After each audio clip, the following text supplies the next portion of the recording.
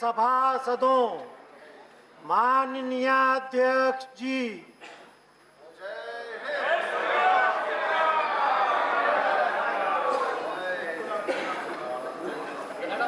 नमस्कार। After question. अरे not here, please. Question number 381, Sri Janakram. After question number, no, not now. प्रश्न संख्या, What is it? No. प्रश्न संख्या 381 Janakram, जी, प्रश्न संख्या 381।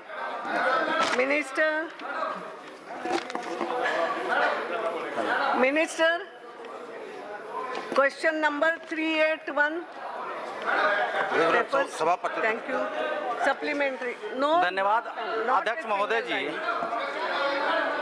प्रश्न का उत्तर विस्तार पूर्वक हो गया ये स्टेबल मुझे प्राप्त हुआ है। सप्लीमेंट्री। मैं उत्तर से काफी संतुष्ट हूँ, हाँ यस। लेकिन छात्र जीवन में आज आए दिन तिरंगा यात्रा को देश में ही अपमान झेलना पड़ता है।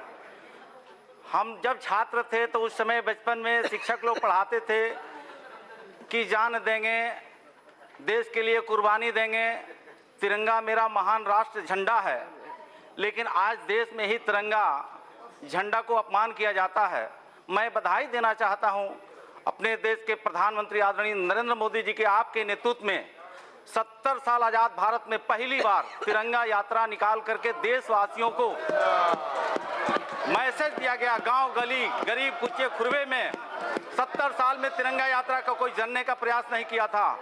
हम बधाई देना चाहते हैं अपनी सरकार को, लेकिन प्लीज हम सरकार से जानना चाहते हैं कि आए दिन तिरंगा यात्रा को देश हो या विदेश हो अपमान किया जाता है। जैसे अभी नोएडा में कल के हुआ, कश्मीर में भी हुआ। हम कब तक ये झेलते रहेंगे? हम माननीय मंत्री जी के आपके माध्यम से जानना चाहते हैं, इसके लिए कोई कानून है? कानून है तो कब तक कार्रवाई होगी ऐसे तिरंगा यात्रा को अपमान करने वाले? धन्यवाद।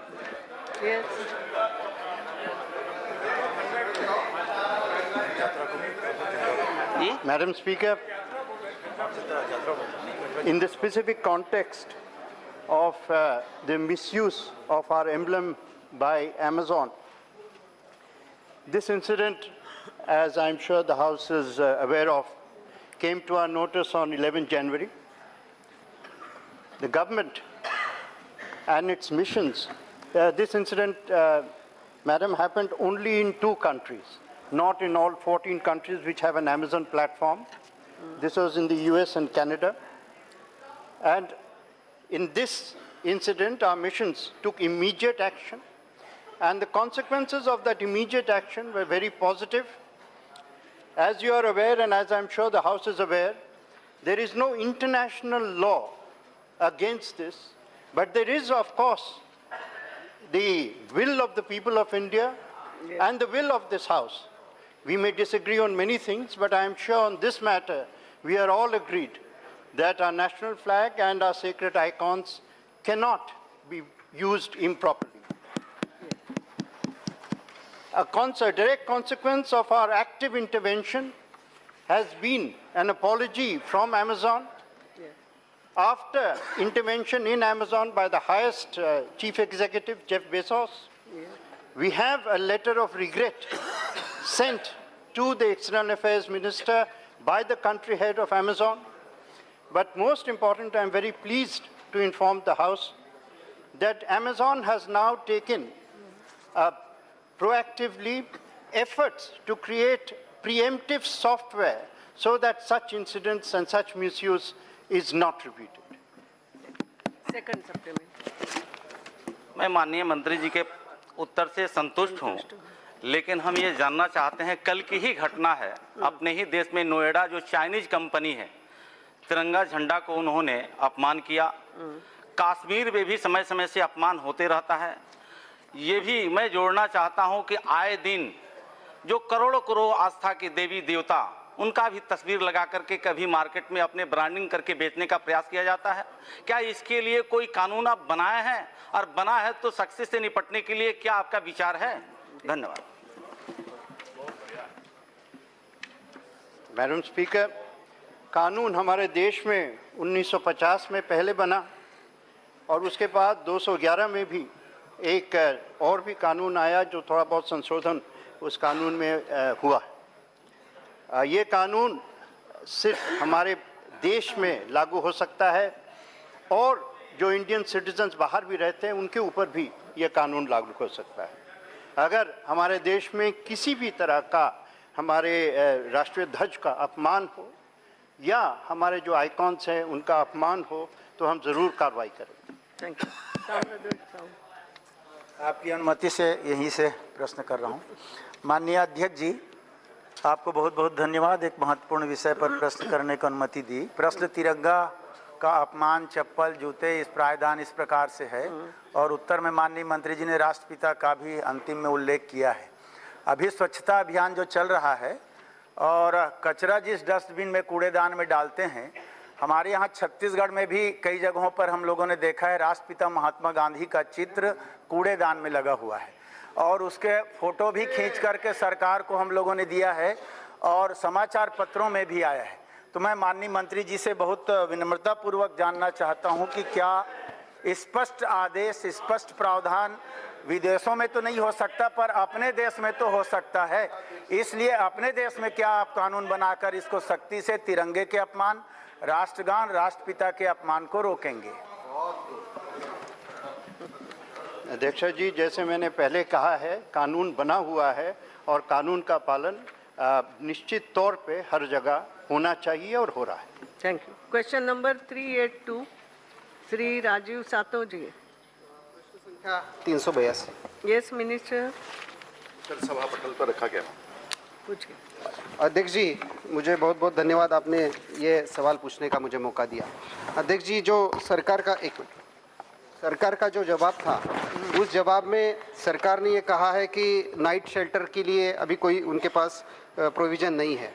लेकिन अध्यक्ष जी, जब ये सरकार सत्ता में आई थी तो हर साल 2 करोड़ युवाओं को रोज़गार देने की बात सरकार के द्वारा हुई थी और रूडी जी के मिनिस्ट्री में, ये मिनिस्ट्री का जब पिछले साल जब गठन हुआ था तब जो डिस्कशन हुआ था, उस डिस्कशन में अध्यक्ष जी मनरेगा के लिए जो अनस्किल वर्कफोर्स है उसके लिए तो 48,000 करोड़ का सरकार ने प्रोविज़न इस साल रखा है, लेकिन स्किल वर्कफोर्स के लिए सिर्फ 2900 करोड़ का प्रोविज़न प्रधानमंत्री कौशल विकास योजना के लिए है। तो मेरा आपके माध्यम से सरकार से ये सवाल है कि पिछले साल आपने 20,59,000 लोगों को, 69,000 लोगों को प्रधानमंत्री कौशल विकास योजना के तहत ट्रेन किया और आपके सर्कुलर के अनुसार 70% लोगों को आप रोजगार देने वाले थे, लेकिन उसमें से सिर्फ आपकी फिगर ये है कि 2,36,000 लोगों को आपने रोजगार दिया है। तो इसका मतलब ये है कि अगर हर साल सिर्फ 2 लाख लोगों को आप रोजगार दोगे तो आपका जो 2 करोड़ लोगों को रोजगार देने का वादा था वो कहीं ना कहीं फेल हुआ है। तो क्या सरकार मानती है कि रोजगार निर्मित में कहीं ना कहीं सरकार की ये विफलता रही? महोदया, ये 3-4 सवालों को उन्होंने एक ही प्रश्न में डाल दिया। इनका मूल प्रश्न शेल्टर होम्स के बारे में था और वहाँ किसी प्रकार का प्रशिक्षण दिया जाता है या नहीं।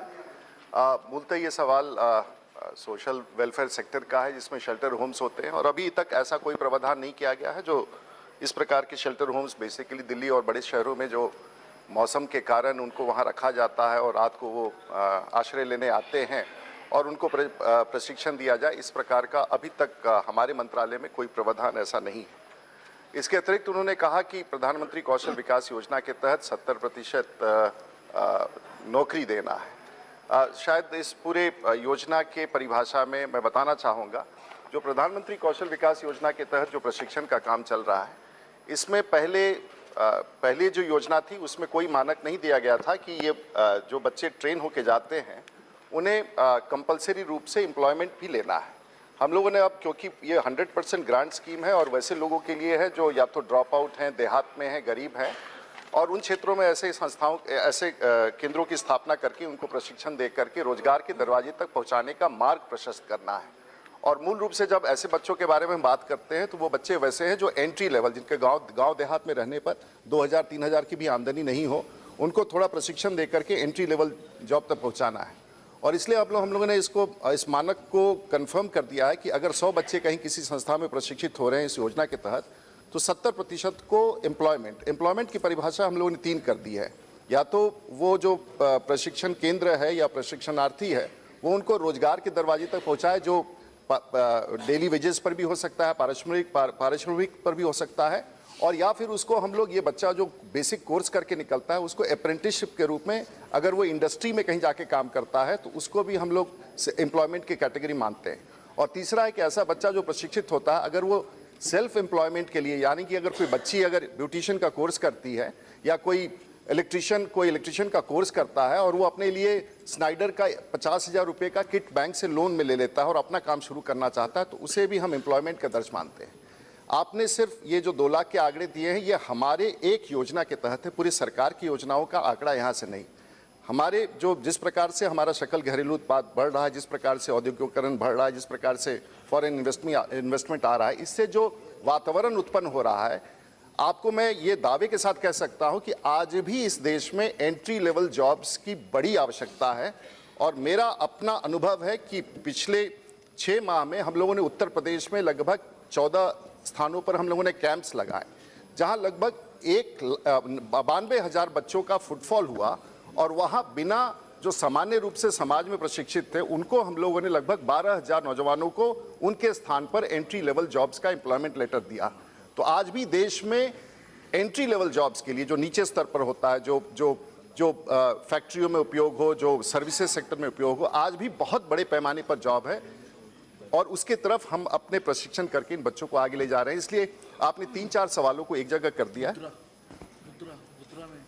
कई स्थानों पर रोजगार है, तो आपने एक वर्टिकल, एक मंत्रालय की एक स्कीम पर जोड़ा है, ये सच नहीं है। आज भी इस देश में बड़े पैमाने पर रोजगार सृजन हो रहा है और बच्चों को रोजगार मिल रहा है। Second supplementary. अध्यक्ष जी, स्किल डेवलपमेंट मिनिस्ट्री के जो मंत्री है राजीव रूडी जी कितने स्किल्ड है ये हम सब ने अभी देखा कि कम बजट होने के बावजूद भी वो बात रख रहे हैं। मेरे कॉन्स्टिट्यूंसी के बारे में अध्यक्ष जी यहाँ पर सवाल है। सवाल ये है कि मेरी कॉन्स्टिट्यूंसी 3 डिस्ट्रिक्ट की है, यवतमाल, हिंगोली और नांदेड़। इसमें प्रधानमंत्री कौशल विकास केंद्र की स्थापना मंत्री जी क्या जल्दी करेंगे, इस बारे में सदन को पूछा होगा। महोदय, इस पूरे स्ट्रक्चर में जो स्किलिंग का था, क्षमा कीजिए, देश में लगभग 30-35 हजार संस्थाएं और विशेष करके एनजीओज किसी न किसी कार्यक्रम में स्किलिंग का काम कर रहे थे। और जब ये मंत्रालय का गठन हुआ तो सबसे बड़े हमारे लिए जो चुनौती था कि आखिर में गुणवत्ता के साथ स्किलिंग का काम और रोजगार तक पहुंचाने के लिए क्या किया जाए। और इसके कारण अभी भी माननीय सांसदों के दिमाग में जो बात है स्किलिंग के बारे में, देश में स्किल कोई बहुत उस पूरे व्यवस्था में जो काम किया जा रहा था उसमें एकरूपता नहीं थी। इसलिए हम लोगों ने तय किया कि अब जो कुछ भी हो वो गुणवत्ता के साथ हो, और उसके लिए हम लोगों ने पहले बेंचमार्क स्थापित करने का कोशिश किया, क्योंकि अभी तक औपचारिक स्तर पर जो स्किलिंग का काम होता था वो आईटीआईज में होता था, लॉन्ग ड्यूरेशन स्किलिंग का काम। जो शॉर्ट टर्म स्किलिंग का कोर्सेज था उसके बारे में मान्यता या उस प्रकार की व्यवस्था कम थी, और इसीलिए सबको ये समझ में आए कि स्किलिंग किस प्रकार से हो, तो हम लोगों ने प्रधानमंत्री कौशल केंद्र की कल्पना की, जो माननीय सांसदों के क्षेत्र में स्थापित करने की बात हमने पहले भी सदन में किया है। अभी हम लोगों ने लगभग 400 स्थानों का चयन किया है। 400 स्थान में लगभग 400 स्थानों में लगभग अभी 100 स्थानों पर हम स्थापित कर पाए हैं। 60 स्थानों पर उद्घाटन भी हुआ है और कई माननीय सांसदों ने जाके उसका उद्घाटन भी किया है। अगले 1 माह के भीतर हम 40 और केंद्र करेंगे, क्योंकि ये अभी तक वैसी बड़ी संस्थाएं, क्योंकि ये फिलैंथ्रोपिक काम के रूप में नहीं है, इसमें हम लोगों को जो काम कराना है गुणवत्ता के साथ करना है।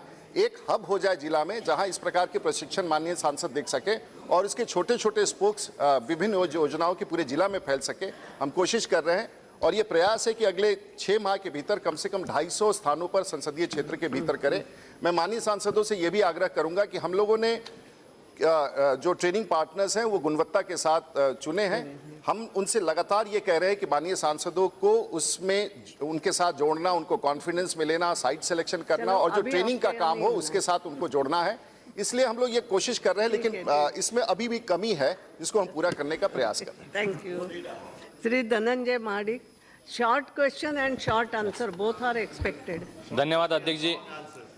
मैं मंत्री जी का और सरकार का अभिनंदन करना चाहूँगा कि स्किल डेवलपमेंट में बहुत अच्छा और बड़ा काम हो रहा है। हमारी देश की तुलना हमारे देश की तुलना अगर अन्य देशों से की जाए Yes.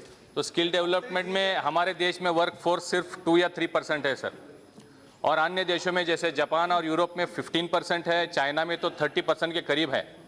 तो हम ये कब तक ये रास्ता हम तय कर पाएंगे, क्योंकि इंडस्ट्री की स्थिति अभी ऐसी है सर कि स्पेशली महाराष्ट्र या मेरे डिस्ट्रिक्ट कोल्हापुर की अगर बात करेंगे तो स्किल्ड स्टाफ न होने की, वर्कर न होने की वजह से कई सारी इंडस्ट्रियाँ बंद हो रही है, और दूसरी तरफ हम देखेंगे तो बेरोजगारी बहुत बड़े पैमाने पे बढ़ रही है।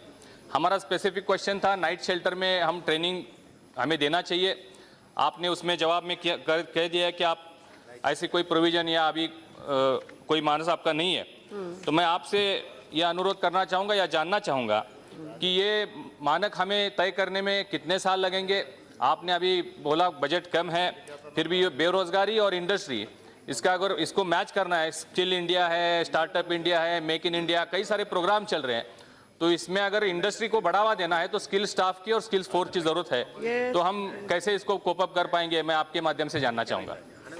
अध्यक्ष महोदय, ये बहुत ही महत्वपूर्ण सवाल है, और इसीलिए क्योंकि इंडस्ट्री हमेशा ये कंप्लेन करती है कि हमें बहुत पढ़े लिखे लोग नहीं चाहिए, हमें वैसे लोग चाहिए जो इस काम के लिए हमें जिसकी ज़रूरत है वैसे प्रशिक्षित व्यक्ति मिले, और ये कठिन काम था। और इसीलिए नेशनल स्किल डेवलपमेंट कॉर्पोरेशन के माध्यम से सेक्टर स्किल काउंसिल्स बनाए गए, जहां इंडस्ट्री खुद तय करता है कि किस जॉब के लिए किस प्रकार के गुणवत्ता के साथ, किस प्रकार के ट्रेनिंग के साथ हमें प्रशिक्षित व्यक्ति चाहिए। और ये शॉर्ट टर्म स्किलिंग का बड़ा स्वरूप तैयार किया गया है, और इसमें हम आस्ते आस्ते बढ़ रहे हैं महोदय। और मुझे विश्वास है कि आने वाले दिनों में स्किल इकोसिस्टम हर गांव तक पहुंच सकेगा, हर पंचायत तक पहुंच सकेगा। अभी हम केंद्रित है, राष्ट्रीय स्तर पर हम लोगों ने पूरे मानक स्थापित कर दिए, अब जिलाओं में बढ़ रहे हैं, जिलाओं से पंचायत और ब्लॉक से पंचायत तक बढ़ने का हम पूरी तरह से प्रयास करेंगे। रामचरित्र निषाद, हम पिलर से पीड़ित हैं, हम यहाँ से बोलना चाहेंगे। बोलो ना। मैडम, अभी पिलर वालों को अनुज्ञा है कि इधर से इधर थोड़ा हो चलिए सके। धन्यवाद। जी। मैडम, मैं आपके माध्यम से माननीय मंत्री जी से जानना चाहता हूँ, मेरा नाम है रामचरित निषाद, मेरी लोकसभा का मछली शहर और पूरे हिंदुस्तान में मछली फिशरमैन समाज के लिए आज 20 करोड़ की आबादी है पूरे देश में। मेरी लोकसभा से सटा प्रधानमंत्री की भी लोकसभा है जो वहाँ 3.5 लाख फिशरमैन है। अभी तक फिशरमैन पूरे अपने पारंपरिक तरीके से फिशिंग का काम करते थे। हम माननीय मंत्री जी से जानना चाहता हूँ, क्या अपनी सरकार में उनको कोई नई ट्रेनिंग देने की कोई योजना है, और माननीय मंत्री जी बड़ा दिल करके इस समाज को भी कुछ काम करने की कोशिश करिए। बहुत बहुत धन्यवाद। महोदया, देखिए ये कोई सामान्य सवाल नहीं है, माननीय सांसद का ये सवाल, इसमें बहुत दम है मैम। और अगर माननीय प्रधानमंत्री जी ने इस मंत्रालय की स्थापना की है तो ऐसे ही सवालों के उत्तर देने के लिए इस मंत्रालय की स्थापना की है। और महोदया, आज तक मछली, चाहे वो नदियों में मछली मारते हो या समुद्र में या ट्रॉलर पर जाते हैं, इनकी कोई औपचारिक प्रशिक्षण नहीं होती। ये खानदानी तौर पर परिवार में ये सीखते हैं कि मछली मारने का तरीका। हम लोगों ने अपने सेक्टर स्किल काउंसिल के तहत 10 ऐसे क्यूपीज का स्थापना किया, जिसमें किस गुणवत्ता के साथ मछली मारने के तमाम प्रक्रियाओं को, और किस तरह से वो नाव पर जाएगा, किस प्रकार से नाव पर अपनी सुरक्षा करेगा। नहीं,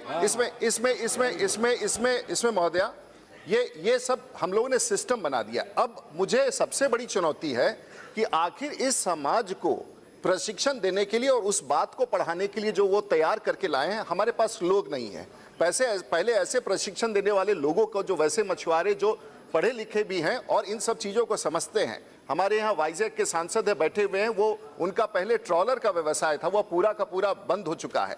इनके यहाँ समुद्र में जा करके जो लोग मछुआरे जा करके काम, जो मछलियाँ मार के लाते हैं, उसको मार के लाना, किन मछलियों को पकड़ के रखना, किसको समुद्र में वापस डाल देना, वापस ला करके उसको फिर किस प्रकार से आइसिंग में करना, फिर उसकी ये व्यवस्था, क्षमा कीजिए, ये काम तो देश जब आज़ाद हुआ तब से शुरू होना चाहिए था। आज ये सभी सवालों का उत्तर मुझसे पूछ करके एक बड़ी जिम्मेवारी है, लेकिन एक एक क्षेत्र में और हर सांसद के क्षेत्र में इस प्रकार के हैं। हम लोगों ने आपके यहाँ, अगर आपके पास कोई है तो स्पेशल प्रोजेक्ट्स भी हम लोगों ने अपने पैसा माननीय प्रधानमंत्री जी ने दिया है। और एक बात मैं स्पष्ट रूप से कहना चाहता हूँ कि स्किल में अब कोई पैसे का अभाव नहीं है। इसलिए ये ना कहें, सिर्फ योजना कैसे कार्यान्वित हो, योजना की गुणवत्ता हो और योजना करने की शैली हो, वो सब तय करना है। और ये बहुत लगभग हर मंत्रालय में मेरा मंत्रालय है महोदय, हर काम में मेरा मंत्रालय है। इसलिए मैं हर मंत्रालय से मिलकर के, और कृषि मंत्रालय मुझे लगता है कि मछली पालन का मूल विषय, लेकिन हम लोगों ने क्यूपी बनाया है और आपने ये विषय उठाया है। मैं निश्चित रूप से देश के मछुआरों को इस सदन से कहना चाहूंगा कि आपके लिए भी आपके स्तर के प्रशिक्षण का, और सरकार निःशुल्क प्रशिक्षण ऐसे गरीब मछुआरों के लिए करेगी। ये हमारी सरकार का संकल्प है, हम इस काम को पूरा करेंगे। YV Subba Reddy ji. Thank you, ma'am. Sir, I am thankful to the Honorable Minister for sanctioning Skill Development Center at Ongole, Andhra Pradesh, relating to only non-technical skills, hospitality, retail, and housekeeping.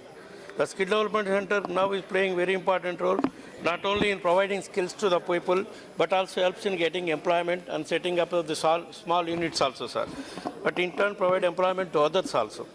My supplementary to the Honorable Ministry is there is a need to include more sectors, especially technical skills like IT, ITS, paramedical courses and diploma holders training in the present skill development set.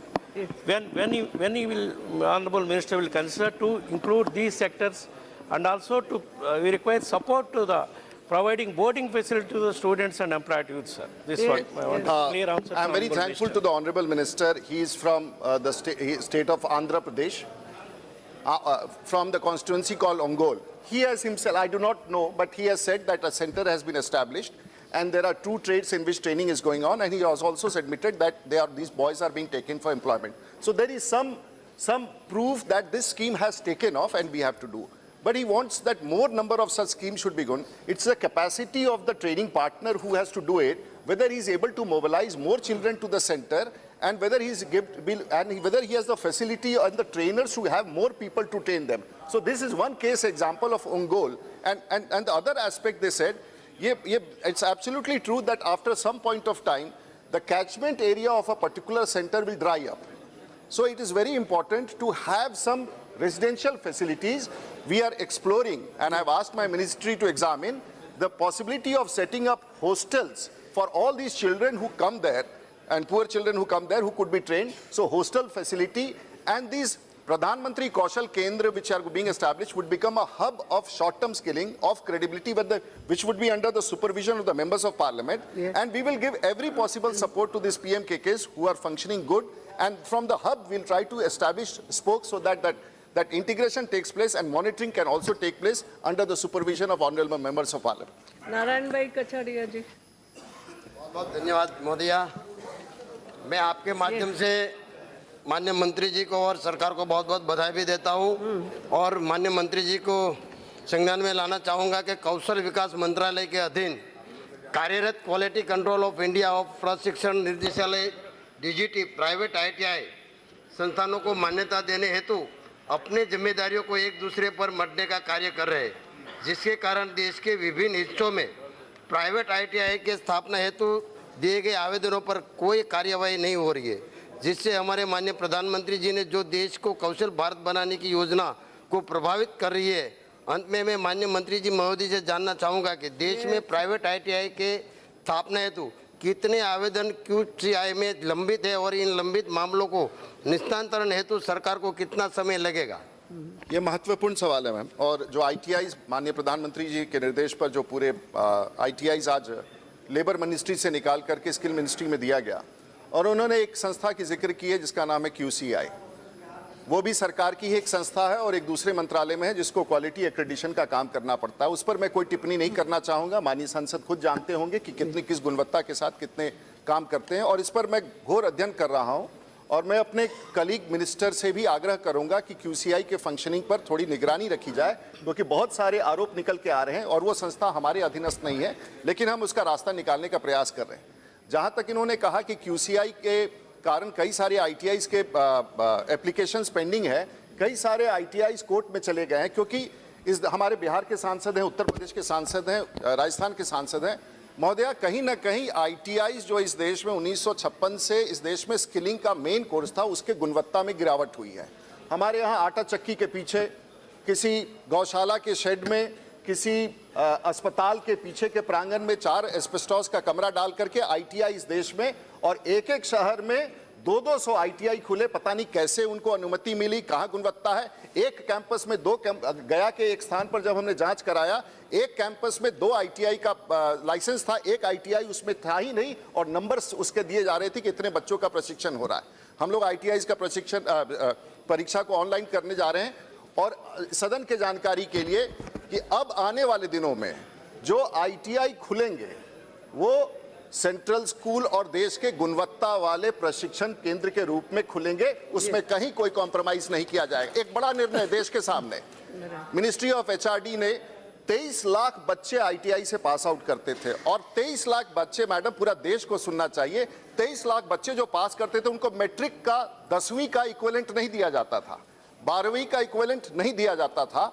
वो इसलिए नहीं था क्योंकि उनके लिए आज तक प्रावधान नहीं किया। सिर्फ गुजरात में उनको लोकल पैमाने पर मैट्रिकुलेशन और +2 का अब हम निर्णय लेने वाले हैं कि सीबीएसई के तर्ज पर, आईसीएसई के तर्ज पर केंद्रीय विद्यालय में जो गुणवत्ता के साथ जो +2 और 10th का कोर्स होता है, एनसीवीटी के लिए, आईटीआई विद्यालयों के लिए भी पूरे भारतवर्ष में एक बोर्ड होगा जो उनको 10वीं और 12वीं के क्लास के इक्विवेलेंट में उनको सर्टिफिकेट देगा। और ये नीतिगत निर्णय हम शीघ्र लेने वाले हैं, जो ऐतिहासिक फैसला होगा कि आईटीआई से पास करने वाला बच्चा को भी 10वीं का इक्विवेलेंट का सर्टिफिकेट हो। वो हमारा बोर्ड होगा, हम अपने बोर्ड से, एचआरडी मंत्रालय सहमत हो गई, हम अपने बोर्ड से उसका सर्टिफिकेट देंगे, ताकि वो अगर +2 भी करता है तो +2 का इक्विवेलेंस हो, और उसके बाद बीएससी, एमएससी कहीं भी जाना चाहे वो पढ़ाई पढ़ सके।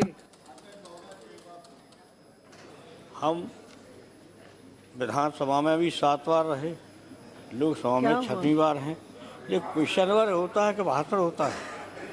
मैंने वो देखा कमलापत त्रिपाठी आवश्यक है सूचना देना चाहिए या नहीं, ये भाषण होता है क्वेश्चन। क्वेश्चन नंबर 383 जी ठीक है, बताया है, short answer short question. Yes, Shri Ashok Chavan ji not there. 383 Sunil Gaikwad. Yes Mulayam ji, बताया है हमने, I have requested. Question number 383। Yes minister. Madam, statement is laid on the table. Yes, धन्यवाद माननीय अध्यक्ष महोदया। यस, भारतीय रेल में बहुत बड़ी संख्या में देश की गरीब जनता सफ़र करती है। रेल देश की जीवन रेखा है, यह देश को एकता के सूत्र में पिरोती है। महोदया, रेल एवं रेलवे स्टेशन पर खान पान, विशेषकर पीने की पानी को लेकर कई शिकायतें सामने आई है। अमीर लोग तो फिर भी पानी की बोतल खरीद कर पी लेते हैं, लेकिन देश के करोड़ों गरीब यात्री ट्रेन के अंदर तथा रेलवे स्टेशन पर उपलब्ध टैप वाटर से ही गुजारा करते हैं, जिनकी गुणवत्ता बहुत अच्छी नहीं होती है। अंत में मैं माननीय मंत्री महोदय जी से यह जानना चाहता हूं कि क्या सरकार विभिन्न रेलवे स्टेशनों तथा ट्रेनों में आरओ वाटर उपलब्ध कराने की किसी योजना पर विचार करेगी? यदि हाँ तो तत्संबंधी ब्यौरा क्या है? मैडम, हमने काफ़ी विस्तृत मात्रा में खान पान सेवा की जो सुविधा लोगों को दी जाती है, इसमें पूरी मात्रा में परिवर्तन लाने के लिए बहुत बड़े कदम उठाए। पिछले बजट में जैसे मैंने ऐलान किया था, उसके तहत एक नई खान पान नीति कुछ हफ्ते पहले ही जारी की गई है। उसके बाद में जहाँ जहाँ पर खाना बनाया जाता है वो पूरी मैकेनाइज्ड किचन से बनाया जाएगा। उसमें ह्यूमन टच भी बहुत कम होगा, और वो खाना बनाने की प्रक्रिया आईआरसीटीसी के निगरानी के अंदर होगी, ताकि उसमें कोई बाहर से दखलबाजी नहीं की जाएगी। और डिस्ट्रीब्यूशन का काम सिर्फ जो अच्छे टॉप क्लास हॉस्पिटल इंडस्ट्री के लोग करेंगे, और ये सभी बारे में किया है। और उसके लिए एथनिक खाना भी दिया जाएगा, सेल्फ हेल्प ग्रुप को भी उसमें जोड़ा जाएगा, किस तरह से कहा उसके बारे में विस्तृत जानकारी मैंने मेरे प्रश्न में ही दी है। पानी के बारे में पानी के बारे में हमने पहली बार 1100 से ज़्यादा वाटर वेंडिंग मशीन हमने स्टेशन के ऊपर लगाए। मैडम, ये पहले सुविधा नहीं थी। हमारी सरकार आने के बाद हर स्टेशन के ऊपर वाटर वेंडिंग मशीन लगाने की शुरुआत की गई।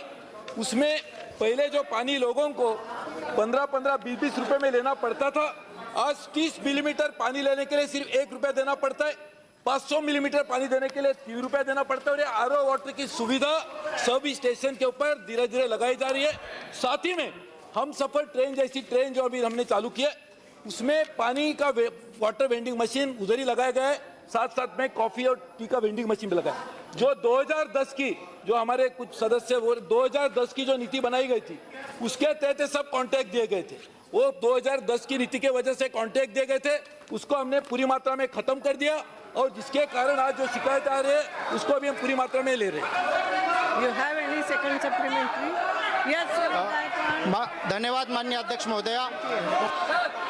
महाराष्ट्र में बहुत बड़ी संख्या में Nothing is going on यात्री record, only दक्षिण question. तथा उत्तरी राज्यों की ओर Yes.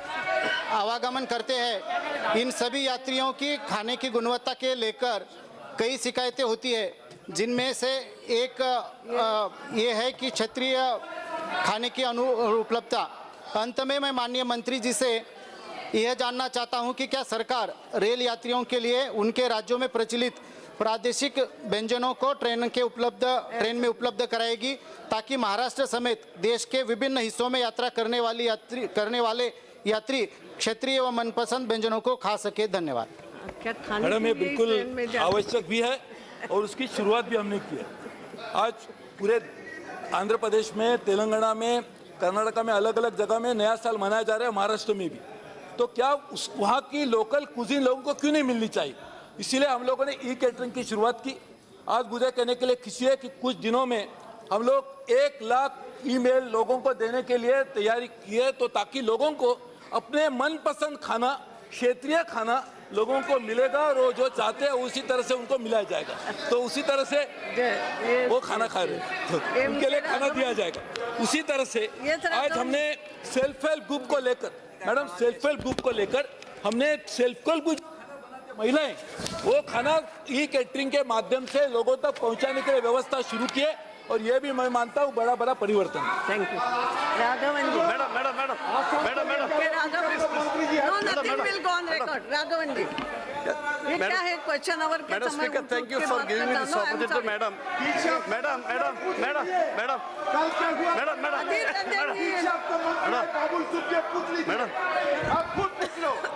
No, nothing will go. No, this is Madam, Yes, Raghavan madam, ji. yeah. Adhir Ranjan Madam, ji, as आप अपने ही लोगों we all इसको ये know, कर रहे हैं। railway is No, the but he life is of our asking movement. question. Madam, I am simply drawing the attention of please. Madam, as we all know, railway is the life of our movement. Food sale on the railway is also an important matter of concern, madam. Yes. Madam, we all know that the quality of food supply, except in few cases, is always substandard. The food inspectors of the railways are seldom seen checking the food on sale on running trains or platforms, madam. Madam, second thing, the withdrawal of vendors at railway stations is also affecting the availability of food to traveling passengers, madam. So, madam, therefore, through you, madam, I would like to ask Honorable Minister, what measures will be taken to provide quality food and frequent inspection of not only at preparation site, but also at the selling point by the food inspectors, and to increase the availability of more vendors at railway stations? बता तो दी। Madam, just to address this very issue, unless the quality of food as cooked at the source itself is not properly ensured, the delivery of food can never be guaranteed. And the quality of food as a delivery cannot be guaranteed. Therefore, we are starting base kitchens. Those base kitchens will be managed by IRCTC. They will be directly responsible for the quality. The food delivery will happen through the top professionals in the hospitality industry, so that quality of food can properly be tracked. And therefore, we have taken this new catering policy, which has just been under implementation. Automatically, all those old contracts, we are trying to terminate them or trying to take over. And as and when all the things happen, I'm very sure the quality of food, as is experienced today, will be substantially improved. And in addition to that, as I said, we have started a number of measures. Madam, you will be happy to know what measures you are taking for catering of food. One, we have started, as I said, the e-catering policy. We have started a new policy in which we will be able to give food, ready-made cooked food.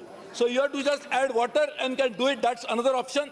We are also doing the number of ready-to-eat meals. The food boxes, which is started in Bangalore on a trial basis, that you can go, like you get it, you push the button, and you'll get a ready-made food, whether dosa, idli, or even what you want in Bengal or whatever food you like. that can be available. We are also starting Janani Seva in all the places, and He has therefore, done so many things. so therefore we are taking all these steps. बहुत काम आप कर रहे हो ये समझना नहीं चाहते. तापस मंडल. मैडम स्पीकर, माननीय मंत्री जी को ध्यान आकृष्ट करना चाहता हूं. मैं कल एक घटना घटी है. Yes. राजधानी एक्सप्रेस कल जब सियालदा में पहुंचे तो बहुत सारे यात्रियों ने जो खाना उस रात में डिनर का टाइम में दिया था, उस पे बहुत यात्रियों ने वॉमिटिंग शुरू किया और उनका हाल खराब हो गया. जिन यात्रियों ने B7, B8, B9, B10 4 compartments का था, उन्होंने आसनसोल स्टेशन में उतार के डेमोन्स्ट्रेट किया है over poor quality of food जो सर्व हुआ है. ठीक है. वो सियालदा स्टेशन में फिर भी एक यात्रियों ने कंप्लेन लॉन्च किया है. जो दायित्व प्राप्त ऑफिसर है ईस्टर्न रेलवे का, उन्होंने कहा है ऐसा कोई महत्वपूर्ण घटनाएं नहीं है, ये होते रहते हैं. मेरा प्रार्थना है मंत्री जी से, जैसा घटना घटते रहते हैं और ऐसा बूढ़े खाना जो बासी खाना है, खराब खाना है, जो सर्व हो जाते हैं, ये कब तक चलते रहेगा? कब तक हमको ये देखना पड़ता है. एक घटना राजधानी एक्सप्रेस में घटी हुई है, दूसरा ट्रेन में क्या हाल है ये मैं जानना चाहता हूँ. मैडम, ये बैठे कमेंट नहीं करना. न्यूज़पेपर के रिपोर्ट के आधार पर जब मुझे बात की पता चली, ये कॉन्ट्रैक्टर का नाम है आरके एसोसिएट. कल घटने के बाद ये पहली बार हुआ है. ये कॉन्ट्रैक्ट पहले ही दिया चुका था. ये कॉन्ट्रैक्ट सुनिए पहले बैठिए. सो madam, we have terminated. Madam, we have issued a notice of termination immediately to the contractor. Immediately, as soon as I came to know this, all immediately on the basis of newspaper report, I already issued the tender. We have a zero tolerance measure. I will give you the number of cases that have been reported. Action has been taken, and not only that, in case of individuals, we are taking corrective systemic action by changing the entire catering policy to ensure that we get a quality food. Thank you. Question number 384, Shri Nishikant Dubey ji. प्रश्न संख्या 384. काम तो कर रहे हैं ना, बैठिए समझ के. Statement is laid on the table of the House. Supplementary. अध्यक्ष महोदय, आने के लिए कितना ये फास्ट ट्रैक कोर्ट जो है माननीय अटल बिहारी वाजपेयी जी के नेतृत्व में जब हमारी सरकार थी, उसका एक बड़ा कदम था और उसने इसको स्थापित किया. और इसके पीछे उद्देश्य था कि जो जघन्य अपराध है महिलाओं के लिए, बच्चों के लिए, डिसेबल्ड पर्सन के लिए, या मान लीजिए कि लैंड एक्विजिशन में कोई बड़ा प्रॉब्लम है, तो उसके लिए फास्ट ट्रैक कोर्ट की जो है स्थापना हुई. केंद्र सरकार स्थापना तो कर देती है, लेकिन ये बाद के वर्षों में देखा गया है अध्यक्ष महोदया कि पैसे का बहाना बना के वो राज्य सरकार के ऊपर इन चीज़ों को रख देती है. और यही कारण हुआ कि 2011 में जब यूपीए की सरकार थी, तो उसने पैसे की कमी के कारण कहा कि अब हम फास्ट ट्रैक कोर्ट को जो है कंटिन्यू नहीं कर सकते. लेकिन जो सवाल है अध्यक्ष महोदया मेरा मंत्री महोदय से, कि संविधान में जो कॉन्स्टिट्यूशन से ये पार्लियामेंट हमने बनाया है और हम कहते हैं कि इसको चेंज करने का अधिकार है, प्रश्न पूछो. आर्टिकल 21 वो जस्टिस डिलीवरी सिस्टम की बात करता है, और आर्टिकल 39A वो ये बात करता है कि राइट ऑफ सिटीजन जो जुडिशियल का है, जुडिशरी का है, उसको प्रिजर्व करने का अधिकार इस सेंट्रल गवर्नमेंट का है. तो क्या ऐसा कारण है कि वो बंद हो गया, और क्या ऐसा कारण है कि पैसे की कमी के कारण, क्योंकि 3 करोड़ से ज्यादा केसेस लोअर जुडिशरी में पेंडिंग है, और लोअर जुडिशरी में लोग 20-20 साल, 25-25 साल से जो है परेशान होते रहते हैं, उनको मिलता नहीं है. तो क्या ऐसा कारण है कि केंद्र सरकार उसको चालू नहीं कर सकती? माननीय अध्यक्ष महोदय, जहाँ तक फास्ट ट्रैक कोर्ट का सवाल है, 11th फाइनेंस कमीशन में ये 1734 कोर्ट जो हैं वो सैंक्शन हुए हैं. उसमें एडहॉक जजेज जो हैं टेम्परेरी बेसिस पे और एडवोकेट्स वगैरह का भी प्रावधान था. उसमें कुछ ट्रायल का केसेस का, उस समय उसमें 38,99,000 केसेस ट्रांसफर हुए थे, जो अब तक 32,93,000 केसेज उनके द्वारा डिसाइड हो गए हैं, और टोटल अमाउंट जो स्पेंड हुआ गवर्नमेंट ऑफ इंडिया के द्वारा 870 करोड़ हुआ। लेकिन ये जो कार्रवाई है वो 12th फाइनेंस कमीशन में, हालांकि 11th फाइनेंस कमीशन में प्रोविजन था, 12th फाइनेंस कमीशन में प्रोविजन नहीं था, तो भी उसमें कंटिन्यू किया गया। और उसके बाद में 12th फाइनेंस कमीशन में 370 करोड़ दिए गए और 13th फाइनेंस कमीशन में 73 करोड़ दिए गए हैं। और उसके बाद में जब 14th फाइनेंस कमीशन आया तो 14th फाइनेंस कमीशन में भारत सरकार ने 1800 करोड़ जो फास्ट ट्रैक कोर्ट हैं उसका प्रावधान रखा गया 5 साल के लिए, और 4,144 करोड़ रुपए का प्रावधान रखा।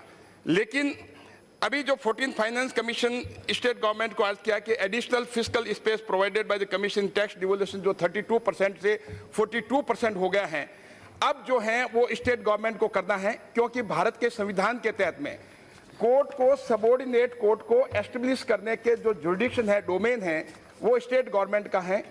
और उसके बाद में जो सेंट्रल गवर्नमेंट जो एड देती है, अलग से फाइनेंशियल असिस्टेंस देती हैं, वो 14th फाइनेंस कमीशन में, क्योंकि फाइनेंशियल डिवोल्यूशन की 32% से 42% होगी, अब वो एस्टेब्लिश करने का काम स्टेट गवर्नमेंट का है, और उसमें अपॉइंटमेंट करने का काम जो है वो उनकी हाई कोर्ट से कंसल्टेशन कर करके उनको आगे बढ़ाने का काम है। अब ये सारा का सारा काम जो है वो स्टेट गवर्नमेंट का है। Second supplementary. अध्यक्ष महोदया, इसी कारण से सेंट्रल गवर्नमेंट ने बिना किसी हाई कोर्ट के सैंक्शन के फास्ट ट्रैक को स्थापित करने का विचार किया। लेकिन जो आर्टिकल 141 और आर्टिकल 142 है संविधान का, वो कहता है कि सुप्रीम कोर्ट का जजमेंट लागू करने का अधिकार सेंट्रल गवर्नमेंट का है और स्टेट गवर्नमेंट का है। और फास्ट ट्रैक कोर्ट में Brijmohan Lal and versus Union of India का जो केस है, उस केस में यह दिया गया कि फास्ट ट्रैक कोर्ट जो आप चालू करते हैं उसको किसी कीमत पर आपको बंद नहीं करना है, जो चालू हो गया वो चालू हो गया। दूसरा, उन्होंने कहा कि जुडिशियरी में आज की स्थिति में हिंदुस्तान में 10 लाख के ऊपर केवल 13 जज हैं। उसने कहा कि 10 लाख के ऊपर मिनिमम 50 जज होने चाहिए। जजों के अपॉइंटमेंट और क्वालिफिकेशन के बारे में उसने एक बड़ा लंबा चौड़ा वक्तव्य दिया, और 2002 में जजमेंट आया और उसका फुल एंड फाइनल जजमेंट 2012 में आया। बृजमोहन लाल वर्सेस यूनियन ऑफ इंडिया और आर्टिकल 141 आर्टिकल 142 के आधार पर आपने कौन कौन से काम किए हैं और भविष्य में इसका क्या करने का इरादा है? माननीय अध्यक्ष महोदया, जो विषय माननीय सदस्य निशिकांत जी दुबे ने उठाया है वो संवेदनशील है। बृजमोहन लाल के निर्णय से हम परिचित हैं, उसमें उन्होंने फास्ट ट्रैक के बारे में विशेष रूप से कहा है। लेकिन 2002 का वो निर्णय है और उसके बाद 14th फाइनेंस कमीशन आया, और ये राज्यों की मांग थी कि हमारी क्षमता बढ़नी चाहिए। और आपको अपने व्यापक अनुभव से पता होगा कि जो हमने टैक्सिंग डेवोल्यूशन किया है, लगभग 25 लाख करोड़ 2020 तक राज्यों को जाने वाले हैं। उसी के अंतर्गत हमने राज्यों से आग्रह किया कि आप 1800 से अधिक फास्ट ट्रैक स्थापित करें, महिलाओं के लिए, एल्डर्स के लिए, पीड़ितों के लिए। और स्वयं माननीय प्रधानमंत्री जी ने पत्र लिखा है और मैंने कानून मंत्री को उनसे पत्र लिखा है, कृपया आप इसकी व्यवस्था करें। संविधान के बारे में जो उन्होंने बताया, हम 141 को समझते हैं, लेकिन इंफ्रास्ट्रक्चर डेवलप करना भारत के संविधान के अंतर्गत राज्यों का काम है। लेकिन एक बात मैं अवश्य कहूंगा, जो उन्होंने कहा हमने क्या क्या काम किया है, तो आपको बता दूं कि हमने हाई कोर्ट के जज की संख्या बढ़ा करके 173 बढ़ाई है। हमने लोअर कोर्ट के जज की संख्या 1457 बढ़ाई है।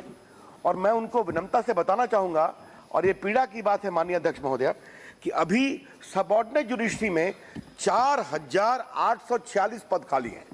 लेकिन सबऑर्डिनेट जुडिशरी में जज की नियुक्ति में न भारत सरकार की कोई भूमिका है, न प्रदेश सरकार की भूमिका है। ये काम जुडिशरी को करना है, या स्वयं या उनके निर्देश पर पब्लिक सर्विस कमीशन को।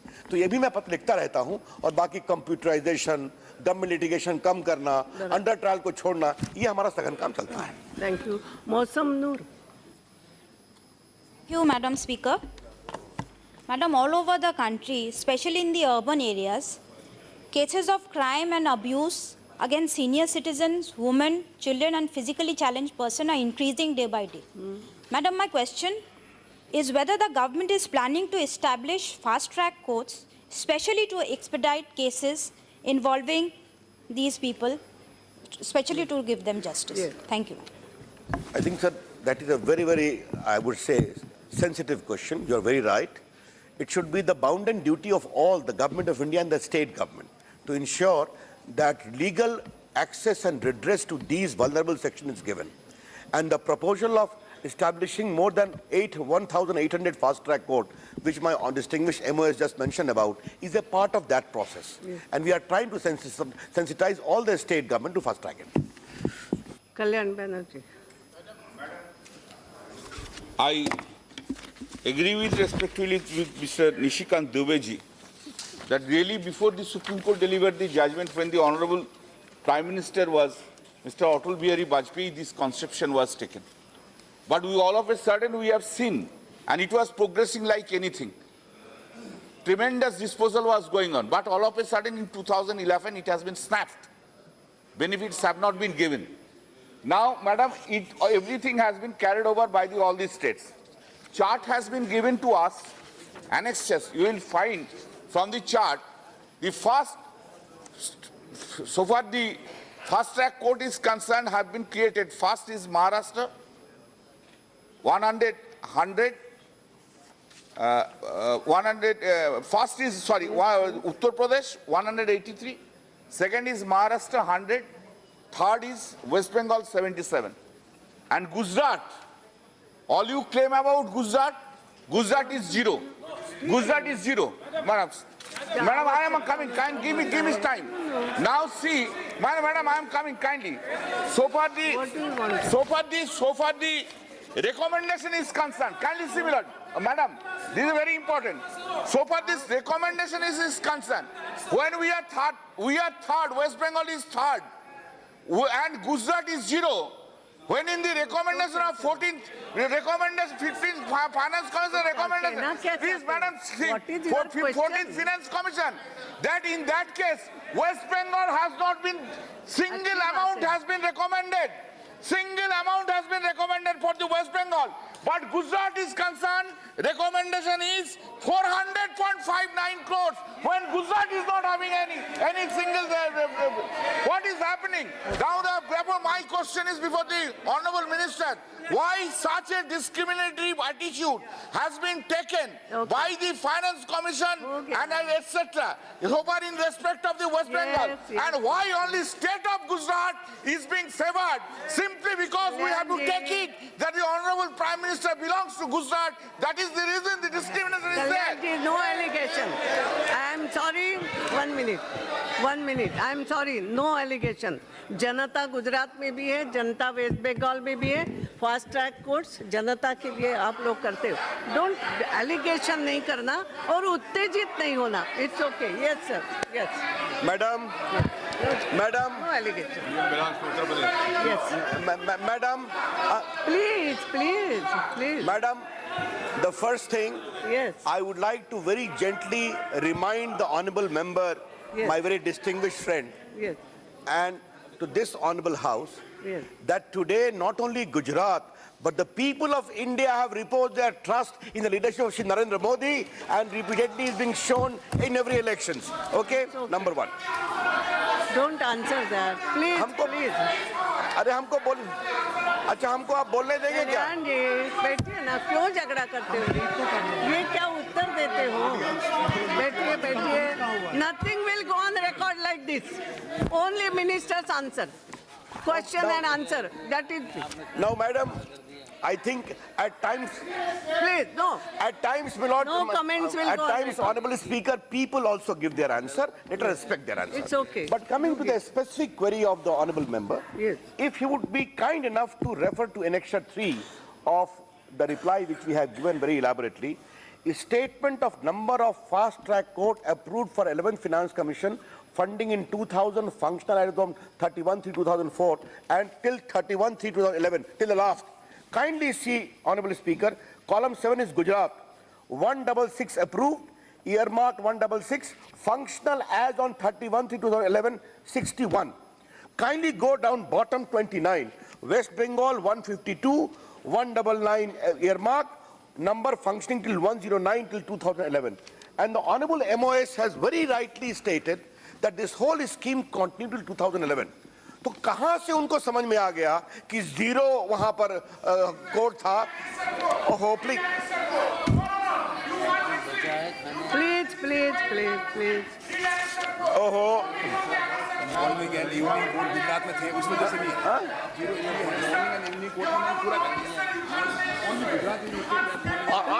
Honorable Speaker, Madam. It is in my hand also. Honorable Speaker, Madam. Yes. Honorable Speaker, Madam. His first question was कि गुजरात में जीरो है, बंगाल को उनको पैसा दिया, तो हमने एनेक्सर 3 दिखा दिया कि 2011 तक जब तक ये फास्ट ट्रैक कोर्ट का सिस्टम चला तो गुजरात को भी बता दिया, बंगाल को भी बता दिया। अब जहां तक सवाल है जीरो की बात, एक बात विशेष स्थिति में बताना चाहूंगा सदन को कि गुजरात ने मॉर्निंग कोर्ट और इवनिंग कोर्ट का एक विशेष प्रयोजन किया था, जो बहुत ही सफल प्रयोजन था। यहाँ के गुजरात के एमपी जानते हैं इस बात को, इसके कारण क्लियरेंस हुआ। तो हम चाहेंगे कि माननीय सदस्य कुछ बंगाल के अनुभव को गुजरात से भी सीखे, वहां भी अच्छा करे, हमें कोई आपत्ति नहीं है। Thank you. Now, yes, MB Rajesh. Thank you, Madam. Madam Speaker, according to the reply, the central funding for fast-track courts has been discontinued with effect from 1st April 2011. And according to the reply, the Honorable Prime Minister has urged the state governments to allocate funds for FTCs from their state budgets from 15-16 onwards. However, large number of cases are pending even in FTCs. Thousands of cases are pending in FTCs. Yes. So my specific question is that, in view of the seriousness of the situation, in view of the large number of cases pending, most of these cases are involving women, children, senior citizens and disabled citizens.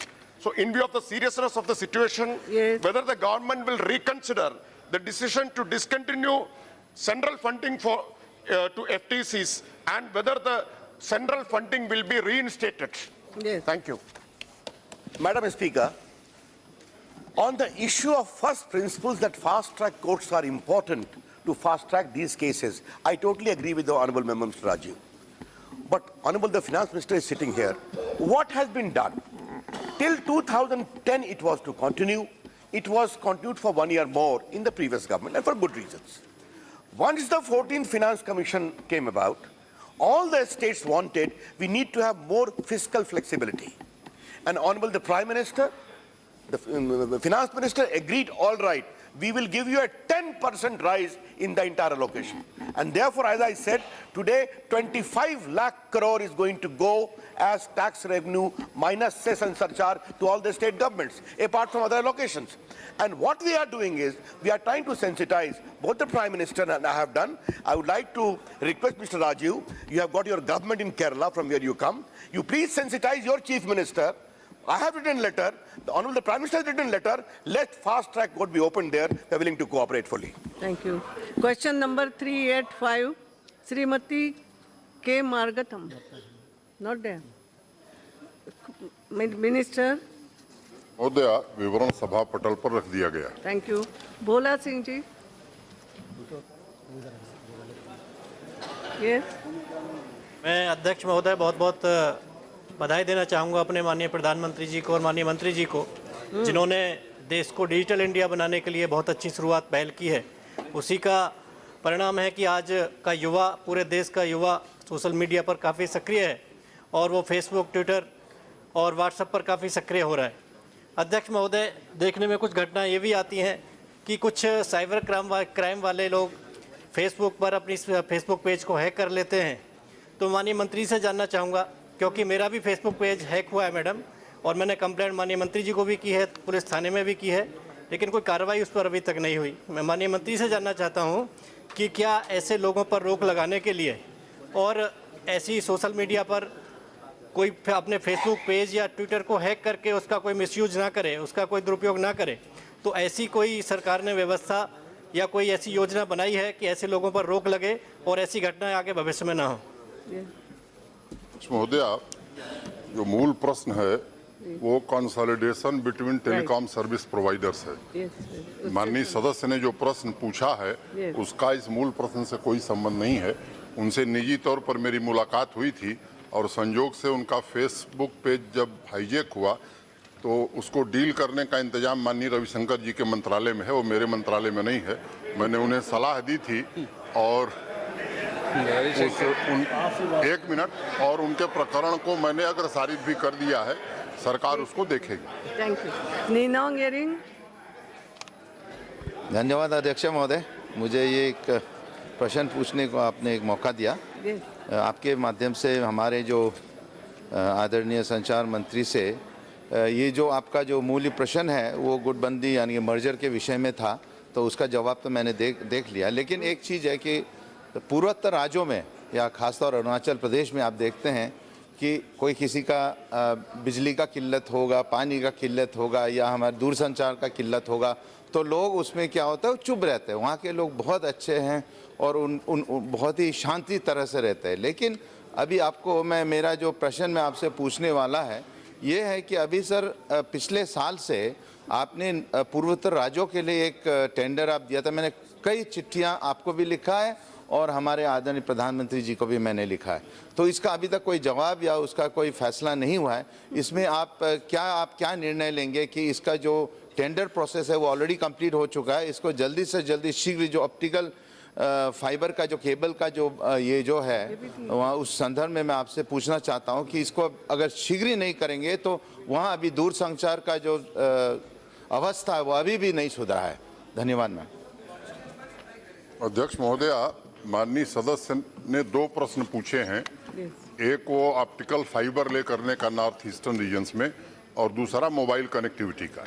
जहाँ तक mobile connectivity का सवाल है, इस देश में अनेक ऐसे रिमोट एरियाज़ हैं जहाँ मोबाइल कनेक्टिविटी नहीं पहुँची है, लेकिन हमारी सरकार ने प्राथमिकता के आधार पर कुछ चिन्हित किए हैं। जैसे लेफ्ट विंग एक्सट्रीमिस्ट एरिया, वैसे ही नॉर्थ ईस्टर्न स्टेट्स हैं, वे टेंडर हो गए हैं और शीघ्र हम काम शुरू करने जा रहे हैं। दूसरा जो भारत नेट का प्रोजेक्ट है जिसमें हम ऑप्टिकल फाइबर लेकर रहे हैं, तो हमारा लक्ष्य पहले फेज में 1 लाख ग्राम पंचायतों तक ले जाना है, जिसमें 90,000 तक हम ले गए हैं और मुझे लगता है कि 15 मई तक उस काम को हम पूरा कर लेंगे और नॉर्थ ईस्टर्न स्टेट्स के भी उन गाँवों में हम पूरा करेंगे।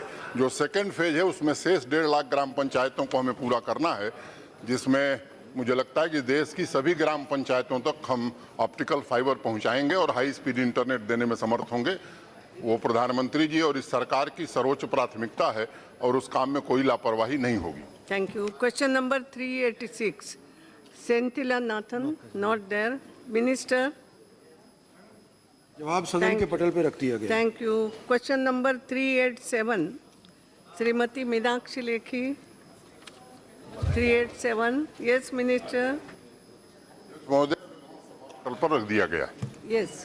आदरणीय अध्यक्ष जी, आपके माध्यम से मैं मंत्री जी से जानना चाहती हूँ कि कॉल ड्रॉपिंग और इस तरीके की तमाम समस्याएं पूरे देश भर में, हर प्रदेश, हर राज्य में है, और उसको लेकर इंफ्रास्ट्रक्चर को मजबूत करने के लिए जो टेलीकॉम कंपनीज हैं उन पर क्या दबाव बनाया जा रहा है, और साथ ही BSNL और जो सरकारी नेटवर्क है उसको जो प्राइवेट कंपनीज इस्तेमाल कर रही हैं उसके ऊपर पैरासाइट कर रही हैं, लेकिन उसका भी जो लाभ मिलना चाहिए सरकार को वो नहीं मिल पा रहा है, उसके लिए क्या प्रावधान कर रहे हैं?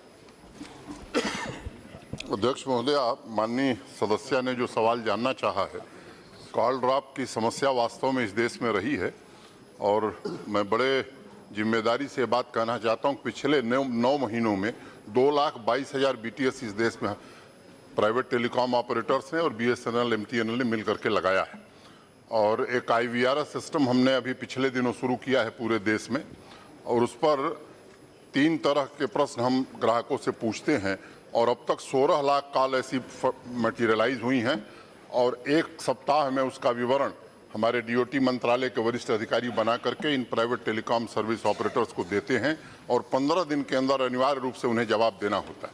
उन्होंने नोडल अधिकारी नियुक्त किया है। अभी जो ट्राई की रिपोर्ट आई है उसमें भी इस बात का प्रमाण मैं जिम्मेदारी से कह सकता हूं कि आया है कि पहले से कॉल ड्रॉप काफ़ी कम हुई है, लेकिन निश्चित रूप से उसमें और सुधार की आवश्यकता है। और जब से प्रधानमंत्री जी ने लेस कैश सोसाइटी बनाने का एक अभियान लिया है तो मुझे लगता है कि हमारे सरकार की प्राथमिकता है और निश्चित रूप से लोगों को इससे असुविधा न हो, इसको हम जरूर कर पाएंगे। Thank you. Second question, short question होगा तो, नहीं तो समय हो गया। ये डाटा संबंधित पूछना चाह रही थी कि डाटा सबको स्मूथली प्राप्त हो और उसमें भी इंफ्रास्ट्रक्चर रिलेटेड कुछ प्रावधान है कि प्राइवेट कंपनीज को किस तरीके से जिम्मेवार बनाया जा सके। ठीक। ट्राई समय समय पर इस दिशा में निर्देश जारी करता रहता है। माननीय सदस्य का अगर कोई विशेष आग्रह होगा तो उस पर भी निश्चित रूप से हम कार्रवाई करेंगे। Thank you. Question our is over. सदस्यों कुछ कार्यस्थगन प्रस्ताव प्राप्त हुए हैं, लेकिन मैंने किसी को भी अनुमति नहीं दी है, बाद में देखूंगी। Papers to be laid on the table. Doctor Jitendra Singh.